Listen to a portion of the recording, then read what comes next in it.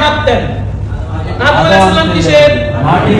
এই যে বুঝা গেছে। বলেন আমাদের আদি পিতা কি কিসের মাটি? মাটি দিয়া। তোরা বলেন কি দিয়ে? মাটি দিয়ে। কারণ পায় হুজুর এটা তো মাটিতে খুঁজে পায় না। মেরে দোস্ত ভালো করে বুঝেন, আমরা যা কিছু খাই, ফল, ফ্রুট, খাবার, ভাত যা আছে সবকিছু মাটির তৈরি। সুবহানাল্লাহ বলেন না? কিসের তৈরি? মাটির।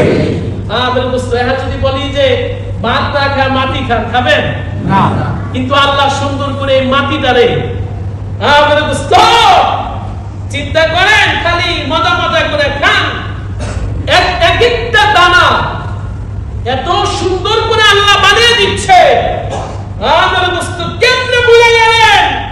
কেমনে তোমার রবকে তুমি ভুলে গেলা?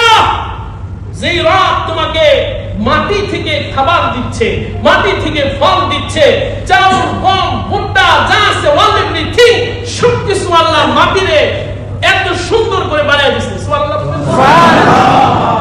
সব কিসের? মাটি। তোরা বলেন কিসের? মাটি। এমনি এমনি হয় না রে দোস্ত।